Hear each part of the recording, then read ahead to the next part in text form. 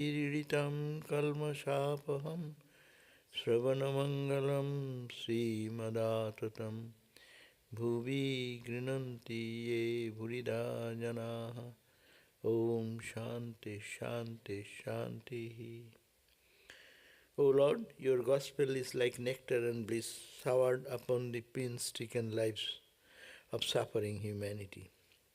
It dispels all the sins and misdeeds of life, bringing spiritual welfare, spiritual beauty and prosperity, and grace flow through those who listen to your holy message. Truly generous are those who preach and share the nectar of your message with suffering humanity. Om, peace, peace, peace. So the other day we are in the reading of the Gospel of Ramakrishna on page 130.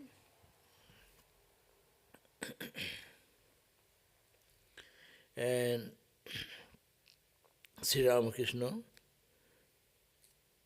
is speaking with Balaram, and not Balaram, M.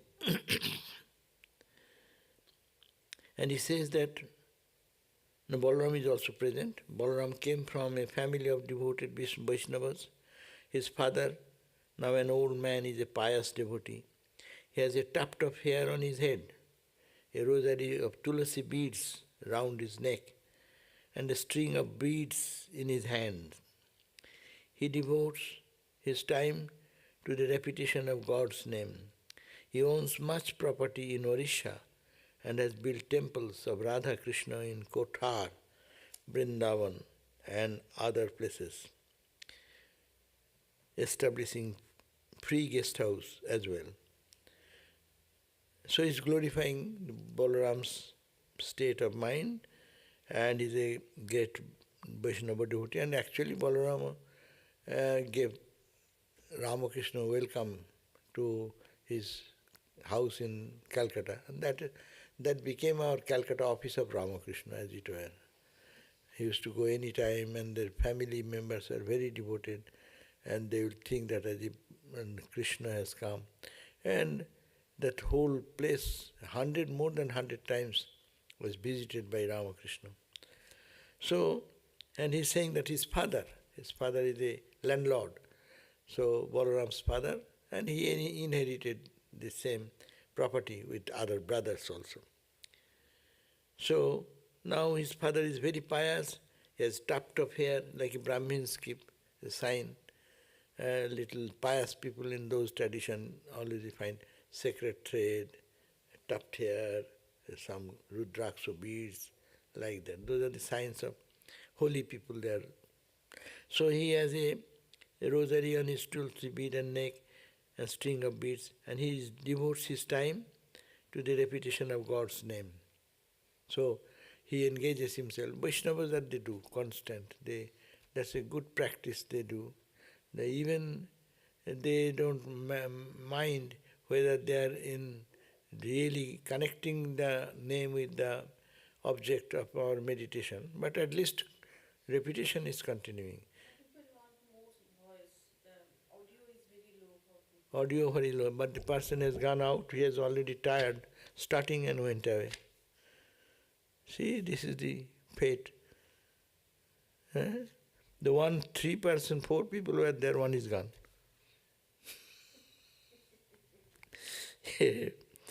This is Lord's Leela. He devotes his time in repetition of God's name. So many people engage many ways, old man, and so what is his own spending of time, 24 hours? He is repeating the holy name, mantra. He owns much property. He is a landlord, owns much property in Orissa and other places, Orissa and Kothar and Vrindavan. So in Vrindavan, in Orissa, but he has no ego. That is such a rich man. He has no ego. And he has established temples of Krishna and Radha Krishna temple.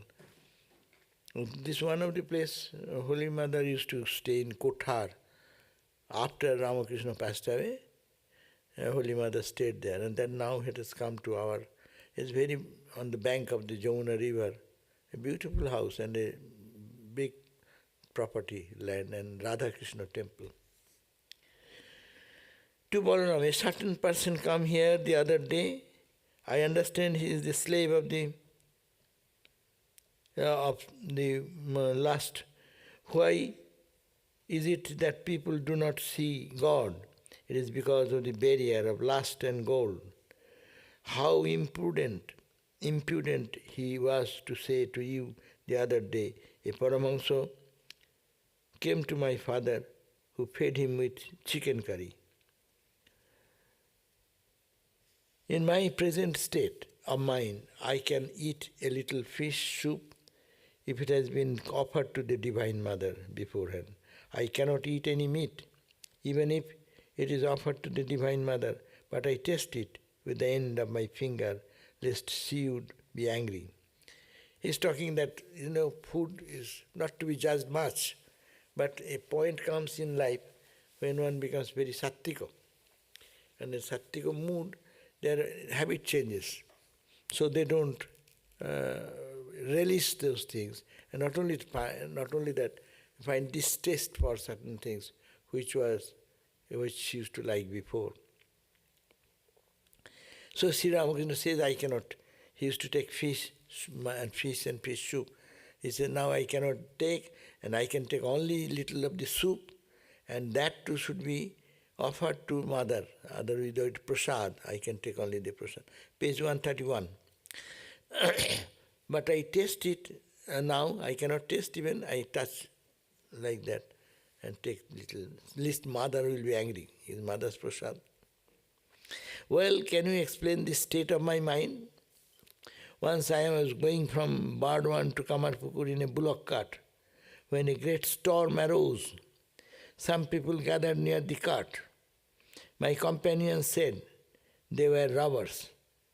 So I began to repeat the name of God, calling sometimes on Kali, sometimes on Rama, sometimes on Hanumano. What do you think of that? Was the master hinting that God is one, but is addressed differently by different sects? What he says, no, actually he is like a child. This Sri Ramakrishna was going with the state of mind. Ramakrishna's mind always changes ecstatic mood to the mood of a Hanuman mood, to sometimes with a mood of Vedanta mood. So it changes. That's why he said, well, can you explain this state of my mind? And what is this state?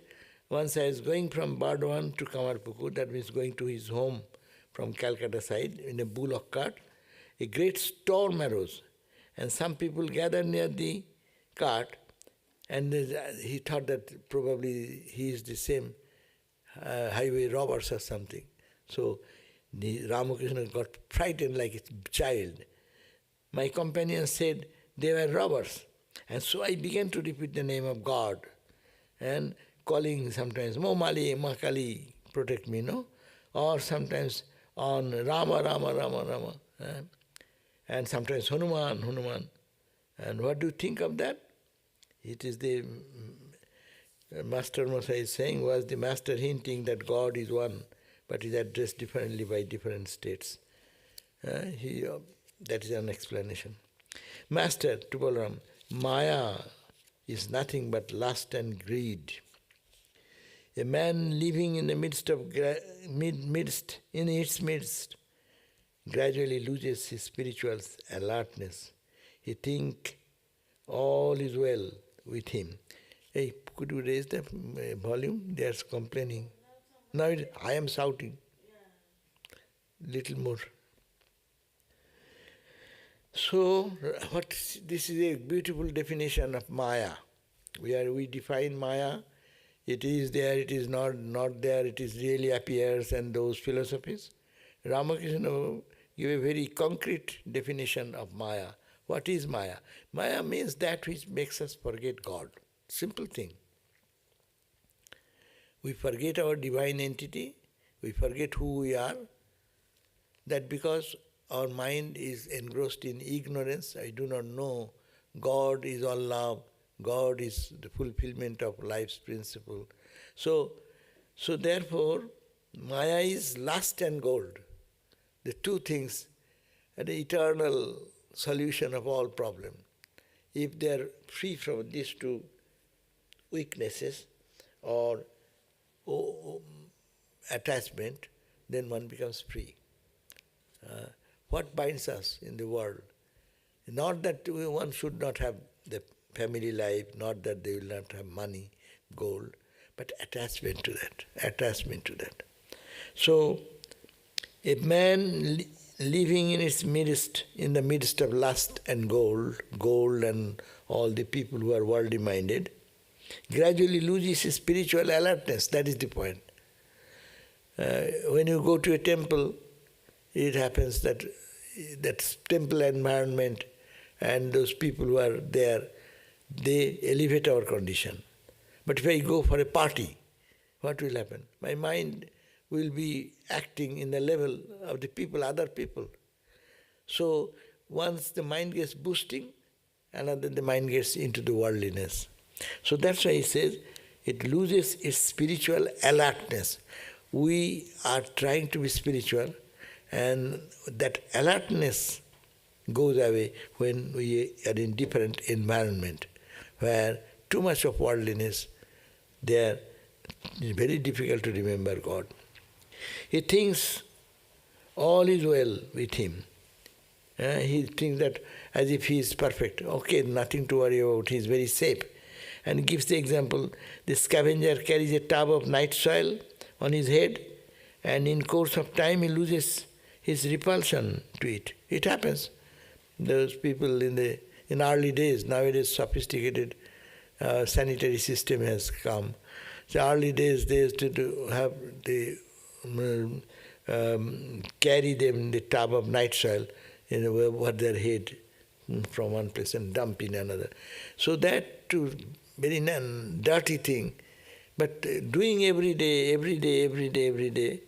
the sensitivity, that is bad, but it is repulsive, that sense goes away. And they live in that context. So similarly, mind when is drawn away from God and kept in the world and worldliness for a long time, it soaks those worldly thoughts and ideas. Therefore, the spirituality which was inherent or blooming, that gets obstructed. So atmosphere is very unique thing. That's why Ramakrishna talked about satsanga, holy sangha, holy association. There, when we go, then this association helps us to uplift our mind. One gradually acquires love of God to the practice of chanting God's name and glories. One should not be ashamed of chanting God's holy name. As the saying goes, one does not succeed so long as one has these three: shame, hatred and fear.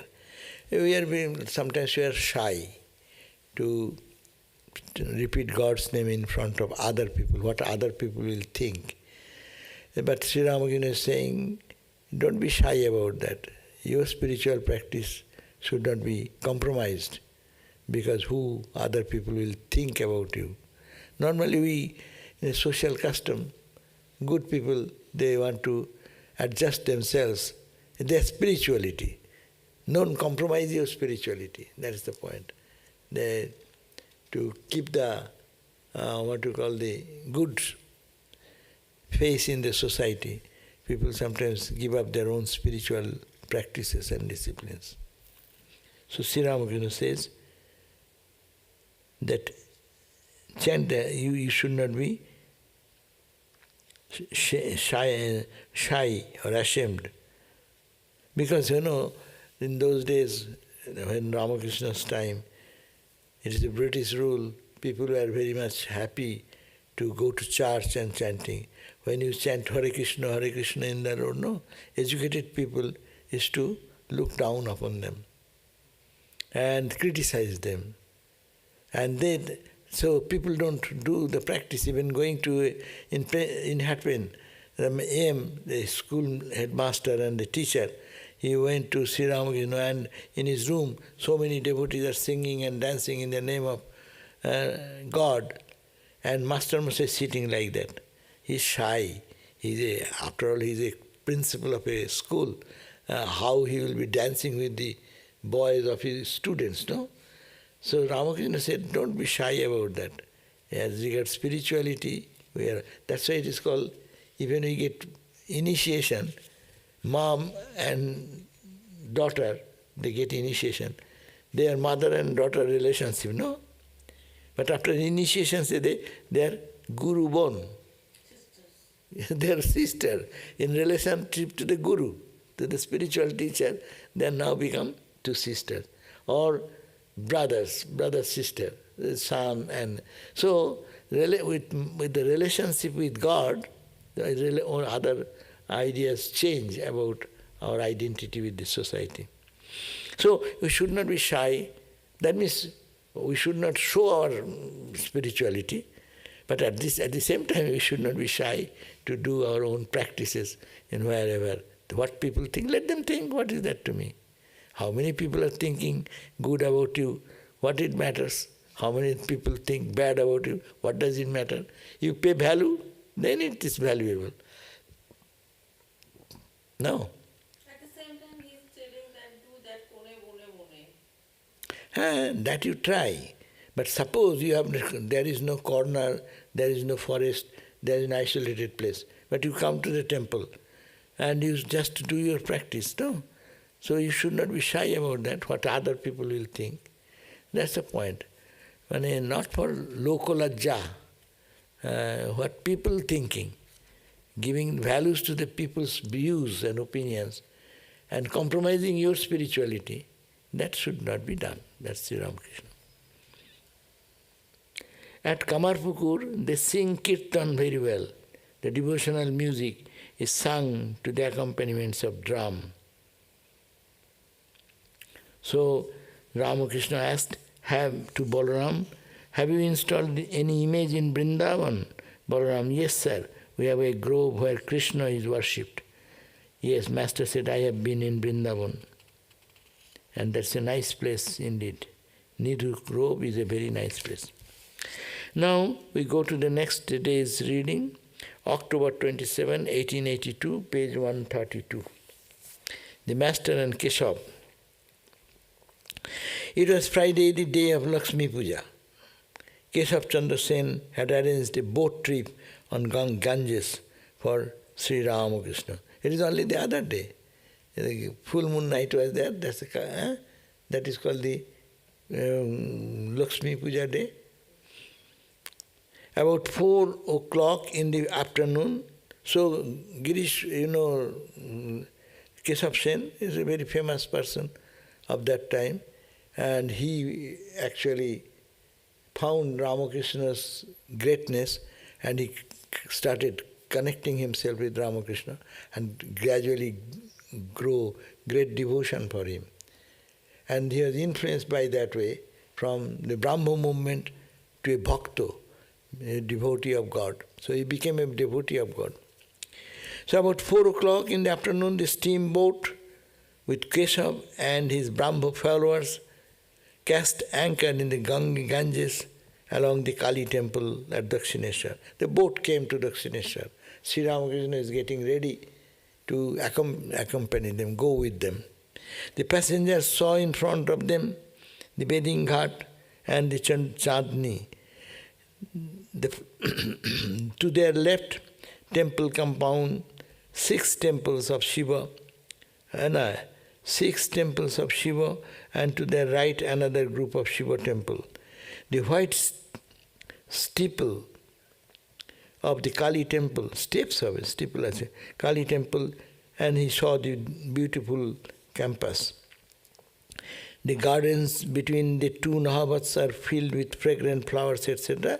That's the description of the Dakshineshwar.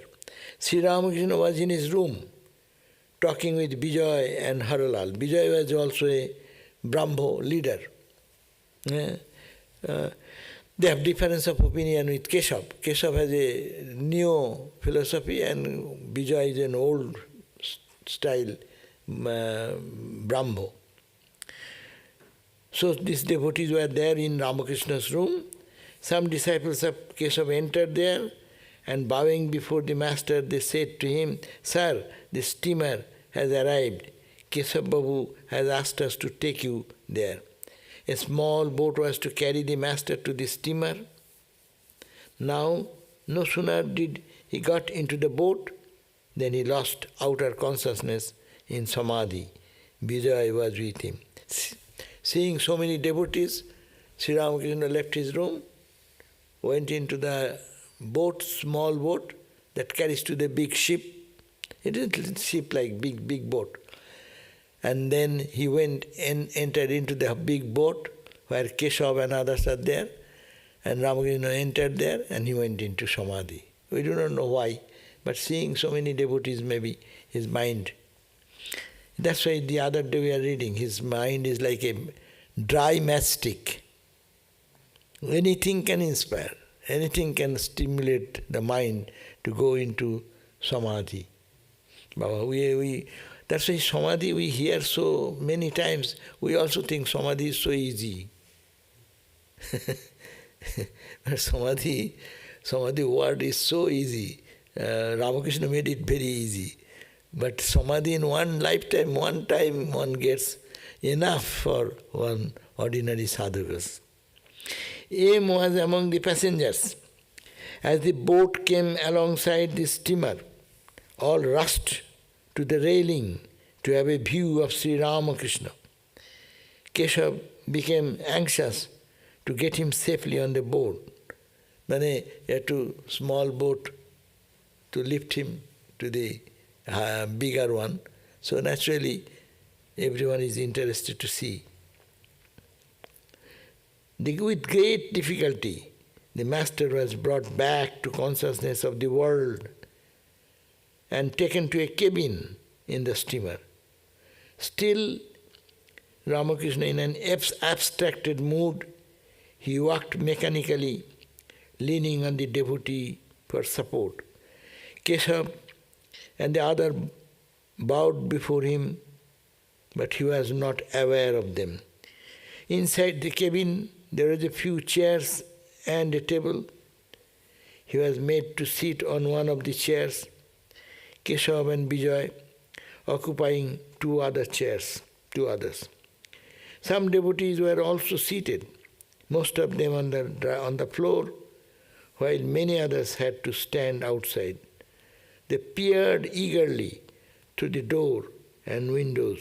Sri Ramakrishna again went into deep samadhi and became totally unconscious of the outward world.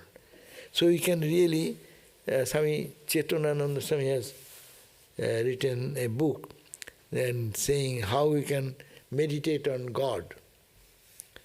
It is difficult to meditate on God, but this is a process. Just you read out this and in the mental plane, just go to the Ganga, holy Ganga, the big sheep, Ramakrishna one, he is in ecstatic mood, someone is holding him and he goes some in the cabin and there is a chair, like that. You can visualize and you can follow that movement and you can be with the holy association of Sri Ramakrishna. And then he sat, but by that time he again went into deep ecstasy and oblivious of Keshav and others saluted him. All what I did, just one can lead the mind in that atmosphere. That's called the Leela Chinta. The thought or meditation on Leela, divine sport. This is called the divine sport. Thinking of Ramakrishna is very difficult sometimes. Many fail to meditate on Ramakrishna. How much try, the form does not come. The whole picture of his pure body, pure personality, it does not come. But this is easier, much easier, to engage the mind in following the activities what he performed, how he went, how he sat, how he went to samadhi, how he felt the identity with the devotees. As the air as the air in the room was stuffy because of the crowd of people, Keshav opened the windows. He was embarrassed to meet Vijay, since they had differed on certain principles of the Brahmo Samaj, and Vijay had separated himself from Keshav's organization and joining another society. So they felt they had difference and they separated, and suddenly Ramakrishna actually carried the opponent of Keshav. So naturally they felt little embarrassed to see each other. But Ramakrishna is the harmonizer, so he brought back this opponent and the present. Keshav, his followers, along with Vijay, who has separated him. The Brahmo devotees looked wistfully at the master. Gradually he came back to sense consciousness. But the divine intoxication still lingered. He said to himself in a whisper, "Mother, why have you brought me here? They are all hedged around and not free. Can I free them?" Meaning, what he says, Ramakrishna says, in the ecstatic mood, he is talking to Mother Kali and saying, "Mother, why did you bring me here?" And he said to himself, "Mother, why have you brought me here? They are hedged around and not free." That means they are bound. Hedged around means they are tied in worldliness or in the thoughts of the world more rather than God. So, did you bring me? Can I free them? Can I free them to free them from bondage? Did the master find the people assembled there? They are locked within the prison wall of this world. Did their helplessness make the master address these words to the Divine Mother? Sri Ramakrishna was gradually becoming conscious of the outside world. Nilmadhav of Gazipur and a Brahmo devotee were talking about Pavhari Baba. Another Brahmo devotee said to the master, "Sir, these gentlemen visited Pavhari Baba. He lives in Gazipur. He is a holy man like yourself." The master could hardly talk. He only smiled. The devotee continued, "Sir, Pavhari Baba keeps your photograph in his room." Pointing to his body, the master said with a smile, "Just a pillowcase." The master continued, "But you should remember that the heart of the devotee is the abode of God. He dwells no doubt in all beings, but he especially manifests himself in the heart of the devotee. A landlord may at one time or another visit all parts of the state, but people say he is generally to be found in a particular drawing room. The heart of the devotee is the drawing room of God." So here, Sri Ramakrishna said here that the Gazipur, Pavhari Baba, you know Pavhari Baba's story. Pavhari Baba is a great sage. He used to live on nothing. That's why they call live on air. Air means no solid food or nothing much. So he was to such a yogi, he used to rarely come out of his room or the guha, in the cave. He used to live in a cave. I visited that place near Allahabad, not far away from Allahabad, but anyway. So there, and people say that he used to day and night get into that. And Swami Vivekananda, after Ramakrishna's passing away, visited that place, Gazipur, Pavhari Baba.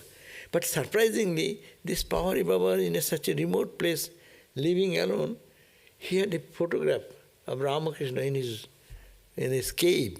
How he got it, the photograph, how he travelled so far, it is a surprising thing. So this devotee who visited Pawari Baba's place. He is reporting that I have visited that place and I saw your photograph there. But Sri Ramakrishna was not in a very mood, but he was absorbed and little consciousness came. Then he said, oh, he kept my photo. He didn't say so much. He said, oh, that's only pillowcase. That means his body is nothing. It is an insentient object, as it were. From his perspective, says, Master said with a smile, just a pillowcase, pointing to his body. The Master continued, but you should remember, this is the important point, we should remember that the heart of the devotee is the abode of God. So God resides in the heart of all. So this is emphasizing. He dwells, no doubt, in every place, in all beings. But he especially manifests himself in the heart of a devotee. Everyone is a human being, no? How many people think of God? So God is there. Because of God, everyone is functioning as a consciousness behind all our mind, intellect, ego, and the senses, no? But how many are aware? But the devotees feel that God is in my heart. And that's why he says, you can find God. That's why you go to devotees, go to holy association, meaning devotees who think of God, and then you can feel the inspiration. That's why he gave the example, landlord may stay anywhere in his parts of the estate, but people say he is found. Governor can be anywhere in the city, anywhere in any place in his domain, but you can go to the governor house to see him most frequently. He lives there. So God is everywhere, even in all beings, even in human being, but especially God resides in the heart, because devotees carry God in their heart. They are always remembering God is with me. With the mantra repetition, with the prayer, they always feel that connection. He who is called Brahman by the Jnanis is known as Atman by the Yogis and as Bhagavan by the Bhaktas. The same Brahmin is called priest when worshipping in the temple, and cook when preparing a meal in the kitchen. So the Jnani, sticking to the path of knowledge, always reasons about the reality, saying, not this, not this. Brahman is neither this nor that. It is neither the universe nor its living beings. Reasoning in this way, the mind becomes steady. Then it disappears and the aspirant goes into samadhi. This is called the knowledge of Brahman. It is the unwavering conviction of the Jnani that Brahman alone is real and the world illusory. All these names and forms are illusory, like a dream. What Brahman is cannot be described. One cannot even say that Brahman is a person. This is the opinion of the Jnanis, the followers of the Vedanta philosophy. So we know that. What Sri Ramakrishna tells in a nutshell, what is Vedanta. Then he says that he who is called Brahman by the Jnanis, that is again harmony. Ramakrishna is always reminds us of the harmony of all ideas. He says, Jnani is what they say, who is called Brahman and Atman.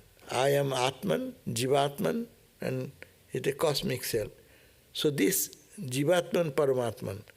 So this is the Jnani's idea. But Bhakta says, I am the servant of God. For a Bhakta, the same reality appears as God, and for a Vedantavadi, they deny everything. They only see Brahman in the absolute, beyond name, form, time, space, causation. So Ramakrishna emphasizes the same Brahmin, giving the example. God, Brahman, Atman, self are not different. In our ignorance, we are thinking that it is so. But Sri Ramakrishna says, like the same Brahmin, when he cooks, the same Brahmin is called priest when he worshipping in the temple. We go to the temple and find that priest is performing some flower offering and things. We call the same Brahmin man as a priest. And when preparing a meal in the kitchen, sometimes Brahmin prepare meal for the Lord to have a pure food, so they can know the ritual and they can remember God's name and do the... In our kitchen also we emphasize that. We are all Brahmins, understand? To make everyone Brahmin. Meaning that you think of God and you prepare the meal.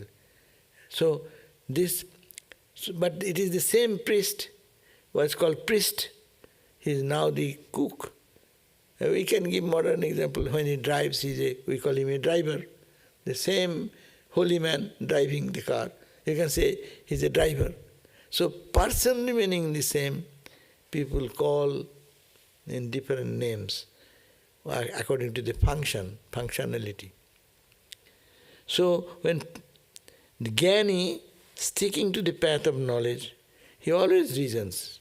That's why those who are followers of Vedanta, their day-to-day sadhana is very simple. They always say, is this Brahman? No. It is name and form. It is gross. It is made of 5 elements. It is made of all these changeable things. And it is always changing. And that which is changing, it is not the Brahman, it is not the Atman, it is matter and it is illusory. All this argument there, not this, not this, not this. So whatever comes, not this, not this, not this. What is that? That is the Satchidananda. We cannot talk about that. We cannot say anything about that. So that is the path of the Jnanis. And what happens? By reasoning this way every day, reasoning in this way, the mind becomes steady. Long practice, we see the world in one way, and if we analyze everything in the perspective of a student of Jnana, then what happens? They see it is changing, they can feel it. Day and night you analyze everything in the world, look everything is changing. It does not need any proof. So when one practices this path of Jnana, everything is changing, then he says, what am I interested in this? I am holding to this is changing in the next moment. So I don't want change. I want to hold on which is unchanging, which is eternal, which is the only reality. I want to hold on to that. That spontaneously comes. And if anyone analyzes very critically every day, everything around him, the path of Jnani, that's why they don't get attached to anything, because they know everything is changing. Why shall I be attached to it?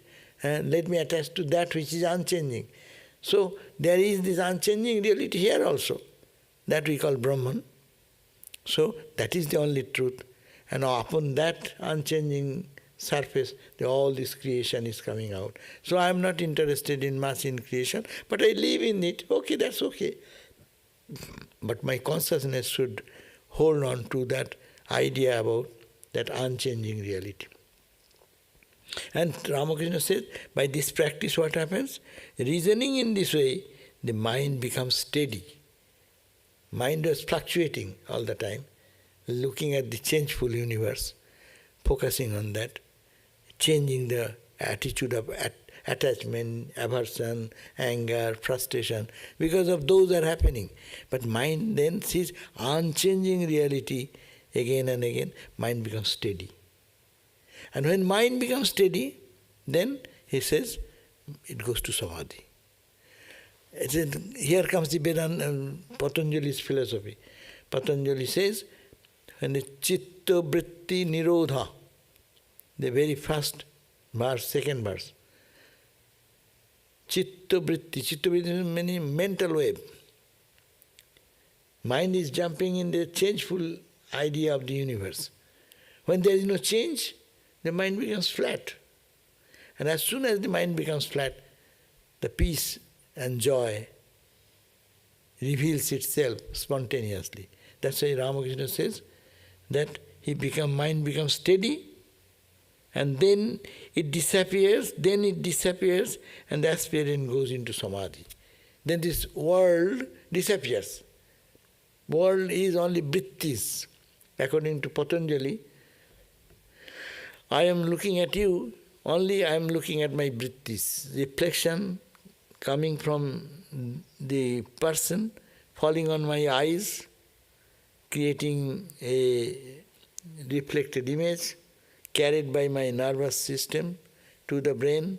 Brain recognizes it one way, then mind holds that and it sends it to decide.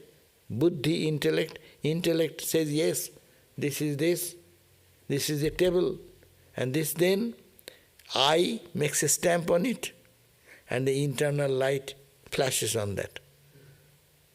That becomes, oh, I know the table.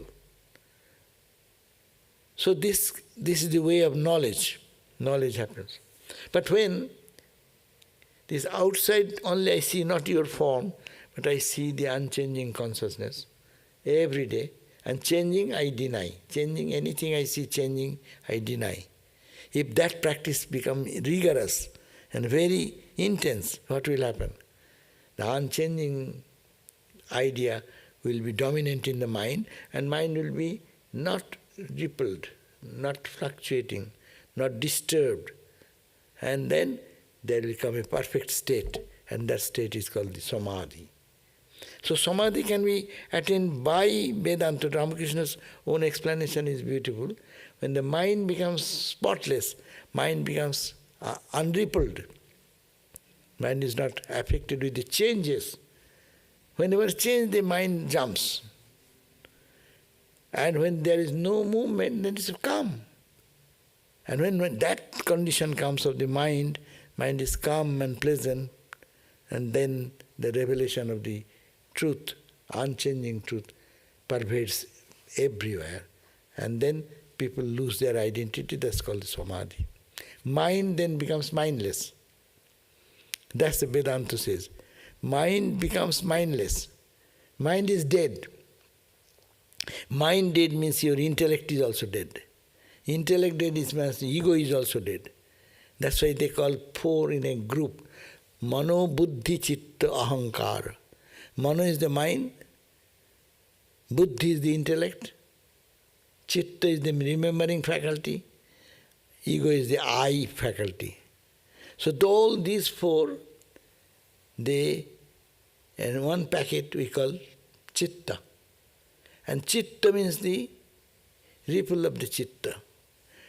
So I, in our understanding, my mind, my emotions, all are happening in this level. But all this become one and flat. It sees only the one unchanging reality. Practice. Then people go into that state of perfection, where there is no ego, there is no mind, no world, nothing. And he is saying that, and he went into that samadhi, just rising in the boat, coming into the boat, seeing the people in the boat. So he is showing that how the multiplicity vanishes and it ends into the oneness.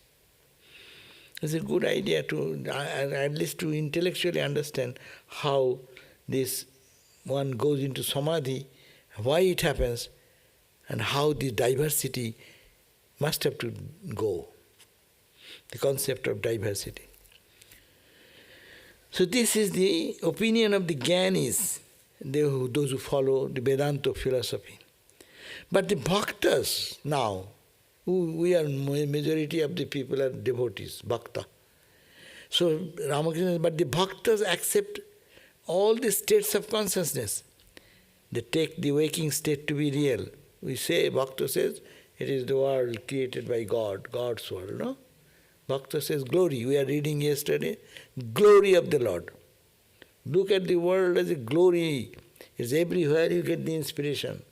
It is God manifesting, God manifesting. It's a devotee's attitude. Vedanta says no, it is name and form, changing, get out, get out, get out. But Bhakta says no, it is God Himself manifesting. The same ocean water is becoming a bubble. Ocean water becoming a wave. So it is not other, it is God itself in the different forms. They take the waking state to be real also. They say this is also real. They do think the world to be illusory. Don't think the world to be illusory like a dream. They say that the universe is manifestation of God's power and glory. So the universe is nothing but the manifestation of the glory and also the immense power which is behind Him. He manifests in this way. Sun, moon, stars, everything is His glory. He has manifested Himself. There comes the Shakta theory. Shakti in Brahman, manifest. That also comes in the duality. They say that the universe is a manifestation of God's power and glory. God has created all these. It's sky, stars, moon, sun, mountains, ocean, men, animals. They constitute His glory. It is God's glory. He is within us in our hearts. Again, He is outside. The most advanced devotees say that He Himself has become all this. The 24 cosmic principles, the universe, all living beings. The devotee of God wants to eat sugar, not to become sugar. And everyone laughed. So what he says, Bhakta's state is to enjoy. Bhakta does not want to merge. He wants to taste. That's why he said, you can become sugar. Two alternatives are there. You become sugar. Then no one there to taste. But you say, no, sugar is there, cosmic God, and I am there individual. I want to feel how beautiful is this, how cheerful, how joyful, how blissful is that. So I am tasting that. So the idea of tasting is a bhakta's attitude. And I want not to merge into it. Swami Ramakrishna, many places he says, "Oh mother, don't make me unconscious." He's going to Samadhi. He's praying to Mother, "Ma, don't make me unconscious. I want to talk to your devotees about you." This personally is God. So that is the attitude of a devotee. And though they also have the same experience in this absorption, when absorption comes. So they say that these devotees take the waking state as real. They don't think it is illusory, or neither they think it is a dream. They say that the universe is manifestation of God's power and glory. God has created all these. So what a devotee's attitude is beautiful. He looks at the sun, moon, he can see God everywhere. We can practice that. And not that we will see that, but we can impose this idea, I am seeing the beautiful sunrise, no? It's God's glory. Just to see that glory of God in the rising sun. See, you are seeing the beautiful birds flying, going to their home and the next, no? You can see who is playing in this birds' funny way of flying around and playing like that. It is God. It is God. So see God with open eyes. That is the bhakta's attitude. And the God has become everything. And Rabindranath Tagore has a song. He said that, "O Lord, you have come down from your abode of absolute oneness to play with me in the diverse ways, in my happiness, in my misery, in my pleasure, in my pain. You are playing with me in different forms. So this is a direct touch with God, devotee's attitude. It is not illusion. It is not just a imagination, but it is God Himself standing before me. Swami Vivekananda also gave that idea that serve God in all possible way, wherever you are. So you see, look at the sky, the stars, moon, sun, mountains, ocean, men, animals. They constitute His glory. Who has created this? Really, we really can be overwhelmed with a cool mind. If we look at the midnight sky, if the starry sky, we really can feel that what a thing. Who has created this? What impossible world, no? Impossible to think about. How many stars, how many galaxies, how many are going to created, how many going to black hole. Who care? Who counts them? And by whose will it is happening? So mind will really be humbled to see that what is going on and is God's play. So one can really tune himself to this consciousness and find a different world of reality. He is within us, in our hearts. Again, He is outside. So they see God. When they meditate, He is here. And when the eyes open, they see God everywhere. Not see, but try to. As a sadhaka, as a spiritual aspirant, we are all. I cannot see God, I cannot feel God. That is not, I have not reached. But I can try to bring out this concept that it is God, it is God, it is God, God playing. And for ordinary people like us, bhakti is, that's why Ramakrishna said, much easier. How can I say it is not here when I am hungry, when I am thirsty, when I am angry, when I am happy? All these human emotions are working. And to say, it's very difficult. And it is true, it is not untrue. But it needs a higher level of development, spiritual growth and development. That to penetrate the name and form and see the unchangeable, they say, that's why Gita also said, that those who are body bound, who have the human body, and for them the practice of this non-dual is really little difficult. It is not impossible. It is not wrong to think in this way, but it is to be understood that it is difficult. Again, he who is outside, the most advanced devotees say that he himself has become all this. And those who have advanced, only one difficulty is this: if you say everything is God, sometimes we mistakenly hang on to one thing and think I'm with God. But whereas it is your limitation of the mind, you are limiting God only in one object. Bhakta should not limit God in one object. He will see God in everywhere. Then it is God. That mistake comes there when people follow the path of duality. Here is, unless they are careful, yes, I'm loving, I love something, I love one item, or I love something very individually, I like it. It is my liking, it is my weakness. But do I like it because of God? Because of God? And then it will be everywhere the same. So it also needs practice, long practice. The most advanced devotees only say that he himself has become all this. 24 cosmic principles. What is the 24 cosmic principles? Four organs of action. Let me see. Rammoy, what is the 24 principle?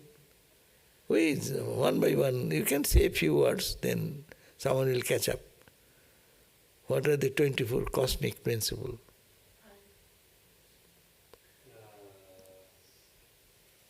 5 of actions.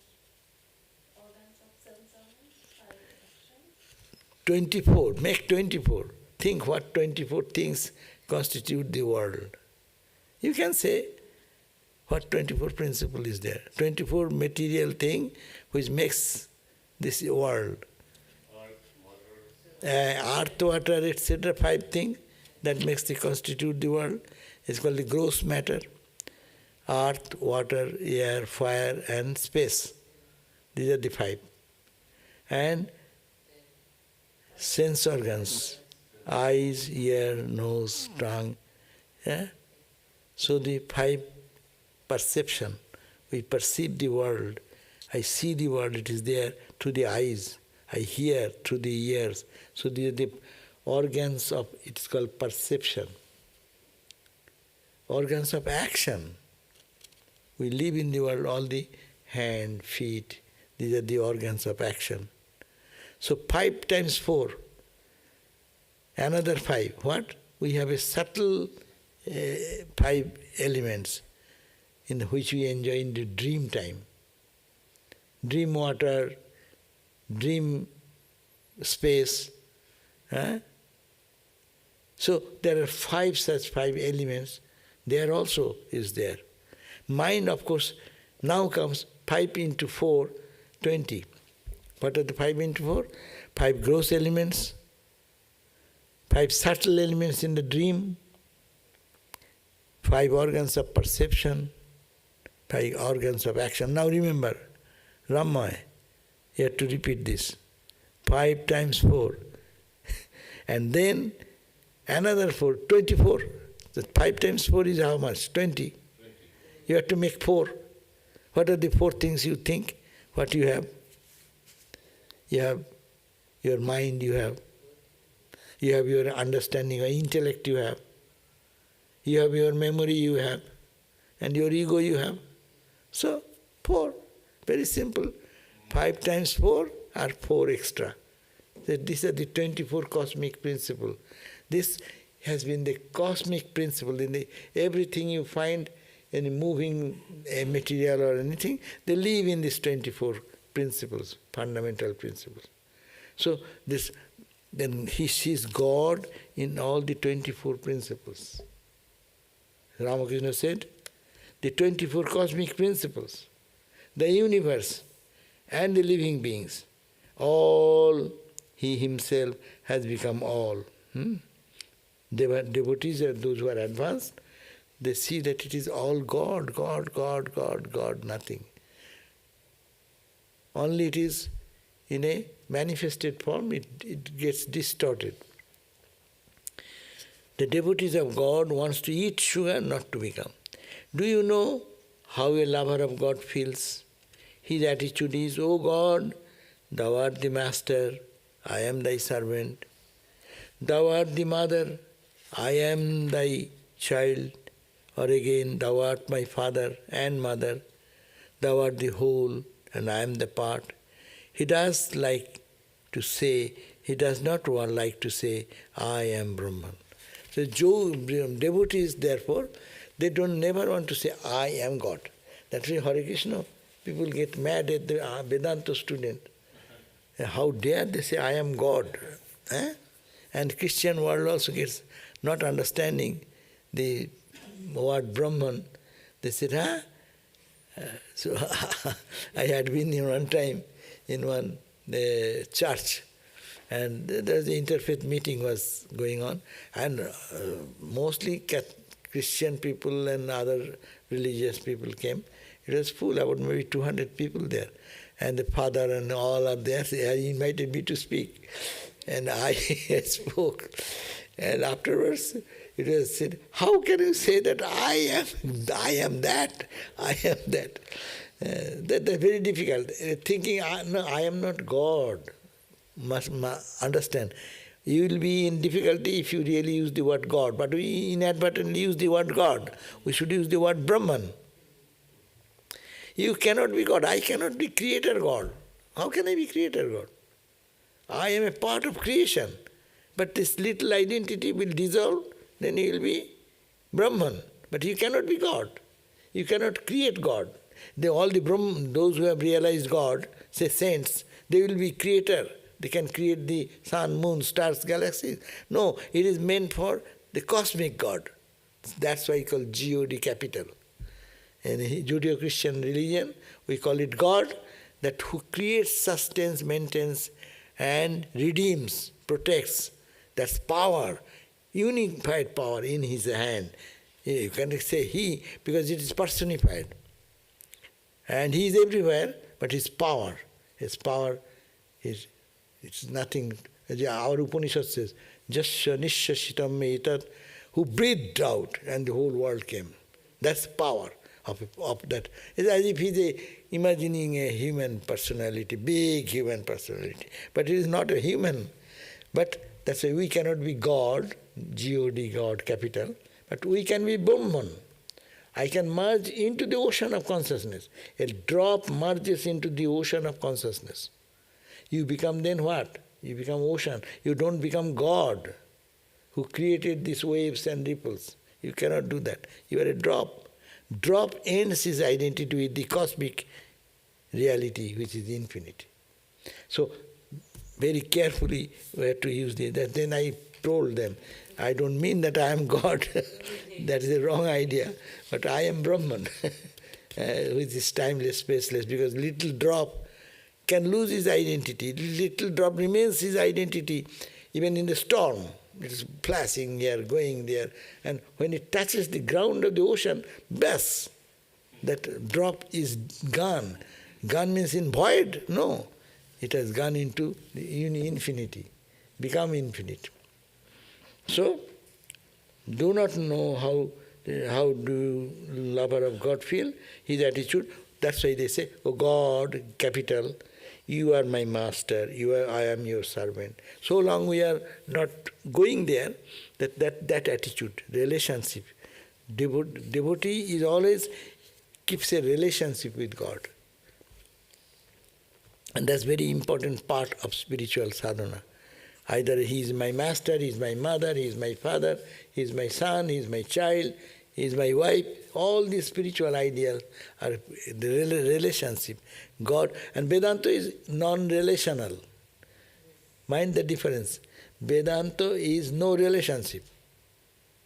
I am that, finished, this world is not there. No relation. To whom to keep relation? But Bhakta, no. God has created. Oh God, please help me. You are my father, you are my mother. I am in difficulty. Please protect me. That's a devotional approach. But we are all talking about the same. And they do not like to say that I am Brahman. And then he will say about the yogi and other attitudes. Now, next day we'll read on page 134. Some questions? Do we withdraw all the senses from the world first, or better to close eyes and draw the hearing inward to the mental sound of mantra? We need not have to withdraw all our senses from the world. We cannot do that. Even if we close our eyes, I can close my eyes, but I cannot withdraw all the perceptions. Mind creates all those perceptions. No, we cannot do that. Therefore, our practice should be do meditation and prayer as Guru has instructed, and other time when you open eyes, try to see that it is all God's play going on. If you follow this devotional track, if you not Vedanta track, then it's all name and form. It's unreal, it is changing. I don't like the change. I want the unchanging one. Unchanging one is the substratum of everything, finer than the finest, beyond time, space, causation. But it is very difficult to connect these two links in a day-to-day humbug of our lifestyle. No? So much problems, so much things we have to. There we can say, oh Lord, this is the problem, please help me. It is a much easier solution to take refuge in God. So we should have to do two things together.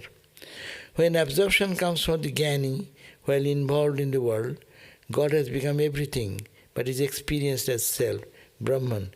Is this correct? Yes, absorption comes, means absorption of a Jnani means samadhi.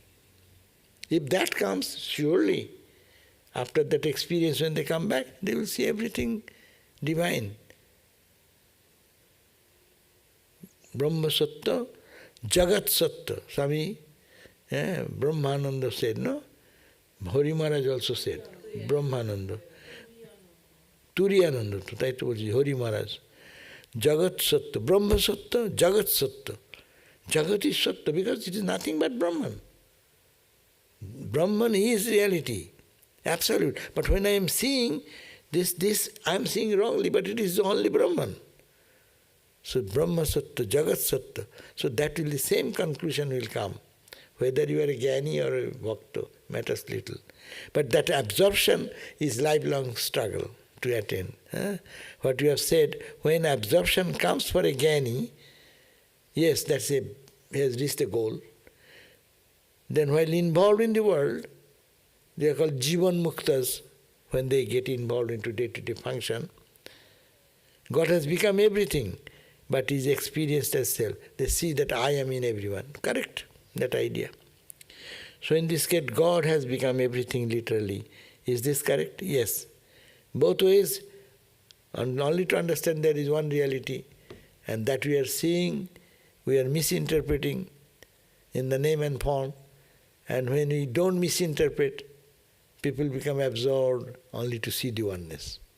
So everything is God. Ramakrishna said, the door sill, the temple, the image, the person who is sitting everywhere, no? Ramakrishna said that Latu is sitting like that. And I see that it is Rama is sitting like that. That is the way, the expression, what happens to a knower of truth. Okay, thank you. Tomorrow, Thursday, who is speaking? Who is speaking? Baba, take it. Who is speaking? You should tell me. Bring quickly. Who is speaking tomorrow? Tomorrow, Mahendranath doing Patanjali Yoga Sutra. Tomorrow, Medhajan Swami. Tomorrow is what? Date? Tomorrow is what? Today is what? 8. God is the doer, no? No, that is the last week. 16. 16 is tomorrow. The Patanjali's Yoga Sutra by Swami Medhananda. Thank you.